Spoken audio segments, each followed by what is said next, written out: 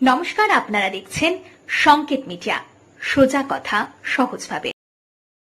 নমস্কার, সংকেত মিডিয়ায় আপনাদের স্বাগত। আমরা এই মুহূর্তে আছি ঠিক দক্ষিণ চব্বিশ পরগনা জেলার সাতগাছিয়া বিধানসভায় এবং 2 ব্লকের অন্তর্গত বাঁকড়াহাট গ্রাম পঞ্চায়েতে। আজ বাঁকড়াহাট গ্রাম পঞ্চায়েতে পাড়ায় সমাধান অনুষ্ঠান অনুষ্ঠিত হচ্ছে। আমরা পাড়ায় সমাধান অনুষ্ঠানে এই মুহূর্তে পেয়ে গেছি দক্ষিণ চব্বিশ পরগনা জেলার প্রাক্তন জেলা সভাধিপতি শামীমা শেখ মহাশয়াকে পেয়ে গেছি। সরাসরি ওনার কাছ থেকে আমরা আজকে একটু জেনে নেব। দিদি, এই যে পাড়ায় সমাধান আজকে বাঁকড়াহাট গ্রাম পঞ্চায়েতে যে আজকে অনুষ্ঠান অনুষ্ঠিত হচ্ছে, আমাদের এটা সাতগাছিয়া বিধানসভা বাঁকড়াহাট আজকে ছিল বাঁকড়াহাট অঞ্চলের আমাদের বিষ্ণুপুর 2 পঞ্চায়েত সমিতির মধ্যে এই আমাদের দুটো আজকে এখানে প্রত্যেক দিনই আমাদের প্রত্যেক অঞ্চলেই থাকছে। তা আজকে এটা বাঁকড়াহাটে ছিল আমাদের। এখন এটা আমাদের 70 দিনের একটা প্রোগ্রাম। এই 70 দিনের মধ্যে আমরা প্রত্যেকটা অঞ্চলে কোথাও আমরা 3টে বুথ নিয়ে একসঙ্গে, কোথাও 4টে বুথ নিয়ে একসঙ্গে আমরা প্রোগ্রাম করছি। যে পাড়ায় সমাধান, সেই পাড়ায় সমাধানের মধ্যে আগে আমরা শুধু রাস্তাঘাটই ভাবতাম যে রাস্তাঘাটটাই শুধু প্রয়োজন মানুষের।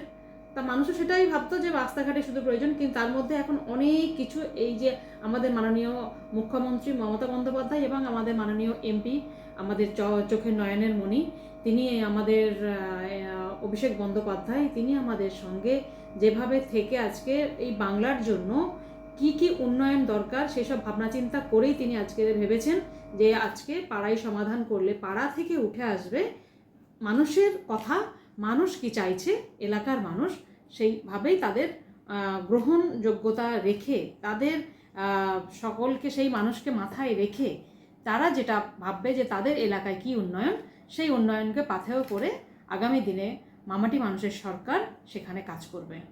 আজকের পাড়ায় সমাধানে কি কি সমস্যা মূলত আপনারা দেখতে পেয়েছেন, যে মেন সমস্যা কোনগুলো নিয়ে সাধারণ মানুষ আপনাদের জানাচ্ছেন? আসলে ব্যক্তিগত সমস্যায় বেশি বলছে। এখন খুব বেশি রাস্তাঘাট হয়তো বাকি নেই, কিন্তু আছে।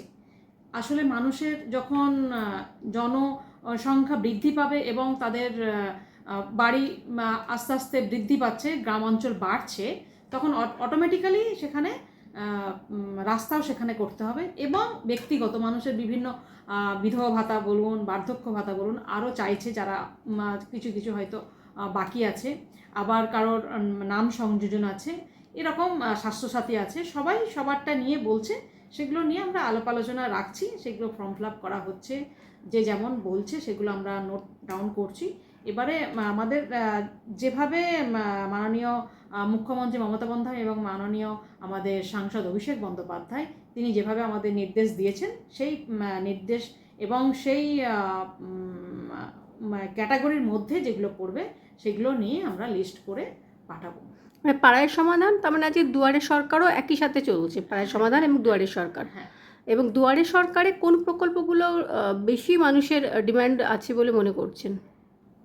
মানুষের বেশিটাই এখন ব্যক্তিগত, পরিযায়ী শ্রমিকের যে এটা তো এবারে দুয়ারে সরকারে আসলে এখন মানুষ, আজকে মামাটি মানুষের সরকার যখন আসার পর থেকে এখন এতটাই কাজ এই বাংলার জন্য হয়েছে, এখন মানুষের ব্যক্তিগত ছাড়া আর কিছুই বাকি নেই। সব মানুষই এখন আসছে তার ব্যক্তিগত কাজ নিয়েই বেশিটাই আসছে। সেগুলো নিয়ে আজকে আলোচনা, সব প্রত্যেকটা ডিপার্টমেন্ট, ওই জন্য দুয়ারে সরকার যেমন আমাদের চলেছে, সেখানে দুয়ারে সরকার প্রত্যেকটা মানুষের আলাদা আলাদা ডিপার্টমেন্ট যে যেমন, সেটাকে নিয়ে আমরা আলাপ আলোচনা করে সেগুলো নিয়ে ফর্ম ফিল আপ করে দেওয়া হচ্ছে। লক্ষ্মীর ভাণ্ডারে কি নতুন কোনো নাম নথিভুক্ত হচ্ছে? ওগুলো নির্দেশ আসবে, সেগুলো তখন পাঠানো যাবে। অসংখ্য ধন্যবাদ। দুয়ারে সরকার এবং পাড়ায় সমাধানে আমরা পেয়ে গেছিলাম প্রাক্তন জেলা সভাধিপতি দক্ষিণ চব্বিশ পরগনার শামীমা শেখকে। ওনার সঙ্গে আমরা সরাসরি কথা বললাম যে মানুষের কী কী ডিমান্ড আছে, বিশেষ করে পাড়ায় সমাধানে মানুষ কী কী চাইছেন, এবং তারই সাথে দুয়ারে সরকার সেখানেও কোন কোন প্রকল্পগুলো সেই প্রকল্পে নথিভুক্ত হতে চাইছেন, এবং লক্ষ্মীর ভাণ্ডারী বা নতুন যারা আছেন তারা নতুন কিছু নাম সংযোজন হয়েছে কিনা, সেই সব বিষয়ে আমরা ওনার সঙ্গে সরাসরি কথা বললাম। এই মুহূর্তে দক্ষিণ চব্বিশ পরগনা জেলার সাতগাছিয়া বিধানসভা থেকে আমি সবিতা, সংকেত মিডিয়া।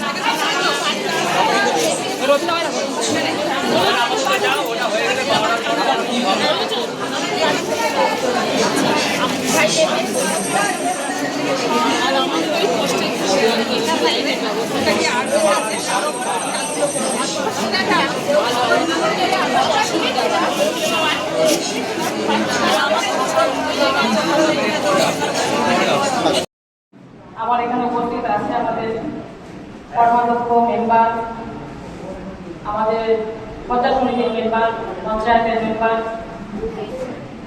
মূল যাদের নিয়ে আজকে এই পাড়াই সমাধান, আমাদের পাড়া আমাদের সমাধান, যাদের জন্য মেন পাড়ার যারা কাজগুলো দেখে এবং ভোটের সময় বলুন যে কোনো কাজে যাদের পাওয়া যায় মানুষের পাশে, সেই সব মানুষজন আজকে সবাইকে আমার অভিনন্দন, শুভেচ্ছা, কৃতজ্ঞতা। আপনারা আছেন বলেই কিন্তু আজকে যে মামাটি মানুষের সরকার সেটা কিন্তু ভালোভাবে চলছে এবং ভালোভাবে আছে। আপনারাই হচ্ছেন মূল মাঠের সেই আমাদের খেলোয়াড় যাদের আমরা বলি, সেই উদ্যোগটা আপনারাই। আপনাদের মাধ্যমে আপনাদের চোখ দিয়ে কিন্তু এই বাংলার মামাটি মানুষের সরকার এই গ্রাম বাংলার কথা কিন্তু ভাবে এবং দেখে। তাই এই এলাকার যে কোনো কাজ, সব কাজ আজকে আমরা মনে করছি অনেক কাজ হয়ে গিয়েছে, কিন্তু আবার অনেক কাজ কিছু আবার ভেঙে যায়, আবার তাকে নতুন করে গড়তে হয়।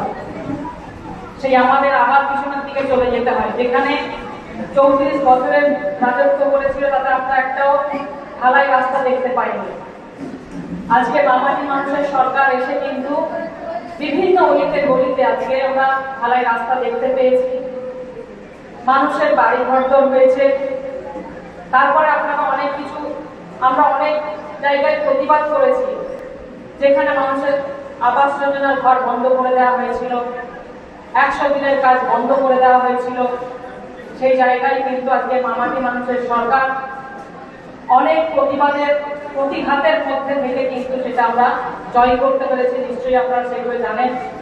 আজকে মানুষের আজকে আবাস যোজনার ঘর আবার পাচ্ছে, আবার 100 দিনের কাজ শুরু হতে চলেছে। কিন্তু তার মধ্যে থেকেও আমরা দেখছি যে বিভিন্ন জায়গায় হয়তো কাজের আরো অনেক কাজ দরকার আছে।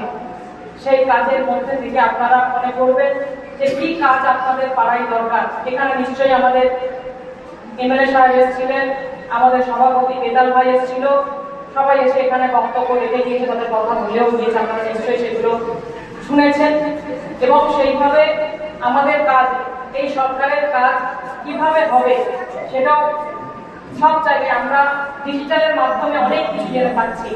আমাদের মাননীয় এমপি সাহেব, আমাদের নয়নের মণি অভিষেক বন্দ্যোপাধ্যায়, তিনি যেভাবে আজকের এই বাংলাকে আরো আগিয়ে নিয়ে যাওয়ার জন্য তথা এই ডায়মন্ড হারবার কেন্দ্রকে আরো কিভাবে সুন্দরভাবে সাজিয়ে দেওয়া যায় তার থেকে কিন্তু তিনি সবসময় নজর রাখেন।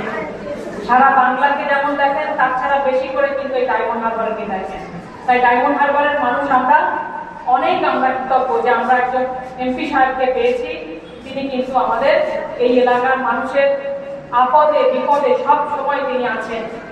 তাই আমরা মনে করি আমাদের কাজটা যদি আমরা ঠিকঠাক করতে পারি, আমাদের পাড়ায় কি কাজ দরকার সেই কাজটা নিয়ে আমরা যদি সেগুলো লিস্ট করে আমরা পাঠাতে পারি, নিশ্চয়ই আমাদের এলাকার সেই কাজগুলো আবার হবে। আমরা একটা লিস্ট করব কোনটা প্রায়োরিটি হিসাবে, কোনটা আগে দরকার। আপনারা বসবেন, আপনারা পাড়ায় আগে নিজেরা বসে যাবেন, বসে সেইগুলো দেখবেন যে কোন কাজটা আগে দরকার সেটা 1 নম্বরে রাখবেন, তারপরে কোন কাজটা দরকার 2 নম্বরে রাখবেন। এইরকম ভাবে আপনারা একটা লিস্ট তৈরি করবেন। আমি এটা করতাম, এটা যখন আমি জেলা পরিষদে ছিলাম তখন আমি এইভাবে লিস্ট সাজাতাম, সবার কাছ থেকে নিতাম, কিন্তু সবাইকে বলতাম তোমার কোন কাজটা আগে দরকার সেটা 1 নম্বরে রাখবে, তারপর তোমরা সাজিয়ে দেবে। আমরা সেইভাবে কাজগুলোকে প্ল্যানে আমরা তুলব, তবেই কিন্তু বছরের পর বছর সেইভাবে কাজগুলো হয়ে থাকবে। আমাদের হয়তো আমাদের রাজ্যে মুখ্যমন্ত্রী মমতা বন্দ্যোপাধ্যায় কিন্তু অনেক কষ্টের সঙ্গে এই বাংলা চালাচ্ছেন। আমরা মনে করি যে বাইরের দেশের মতো একসঙ্গে আমরা অনেক কাজ একসঙ্গে করে নিতে পারবো, তা হয় না। আমাদের একটু একটু করে করতে হচ্ছে, যতটুকু টাকা আসছে তার মধ্যে থেকে আমাদের সেই কাজটা করে নিতে পারি। তাই আমাদের বাংলার মুখ্যমন্ত্রী মমতা বন্দ্যোপাধ্যায় এবং আমাদের সাংসদ অভিষেক বন্দ্যোপাধ্যায় যেভাবে আজ এই বাংলার জন্য কাজ করছেন, সেই কাজকে আমাদের আরো আগিয়ে নেওয়ার জন্য এইভাবে আমাদের কাজগুলোকে আগিয়ে নিয়ে যেতে হবে। এবং আমরা সকল মিলে যদি একসঙ্গে কাজ করি, নিশ্চয়ই কাজের আমাদের অগ্রগতি আরো আগিয়ে যাবে। আমাদের কাজের কোনো অভাব নেই। আমরা তাই একসঙ্গে মিলিতভাবে, একসঙ্গে পাড়ায় যেমন থাকি, আমাদের একসঙ্গে মিলিতভাবে আমরা কাজ করব এবং সেই কাজকে আমরা লক্ষ্য রাখবো। Subscribe our channel. Press the bell icon.